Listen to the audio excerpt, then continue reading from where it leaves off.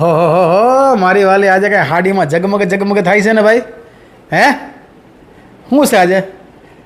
આજે કઈ નહીં, ઈડલી વઘારતી હતી. ભાઈ એમાં એવું છે, સવારના પોરમાં એક બ્રાન્ડનું શૂટિંગ હતું ને એની માટે થઈને તૈયાર થયા છે કે અમારે કાંઈ બહાર જવાનો પ્રોગ્રામ નથી ભાઈ.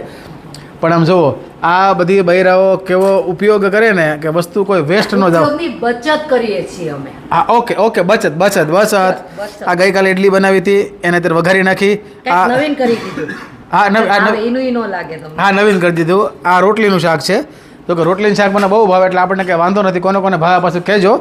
એટલે સવારની રોટલી હતી ને પડી એને ઓલી કરી નાખી. બરાબર, લસણ નાખીને ખાટું ખાટું છાશ બનાવી દીધું. એમ ને? બરાબર છે. હાલો હાવડે હમણાં જમવા બેસી જાય છીએ. બરાબર છે.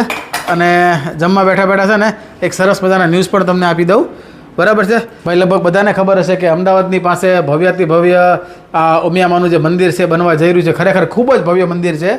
અને આની અંદર 72 કલાક સુધી સતત આજે કોન્ક્રીટ કાસ્ટિંગનું કામ આખું એમ કહેવાય કે શરૂ થયું.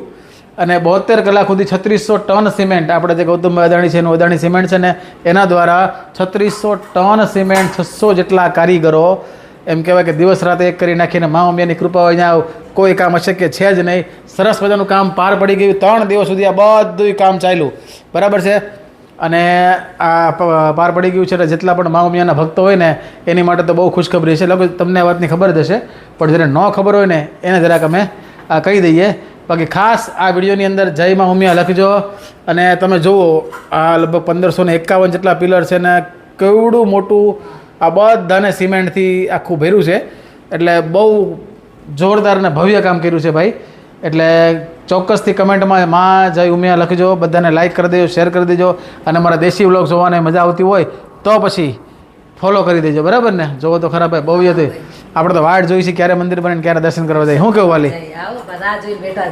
એમને હાલો તમે ફરી મળીશું નવ લોકમાં. ત્યાં સુધી હાઉ ડેરા ને રામે રામ. અને બોલો ઉમિયા માત કી જય.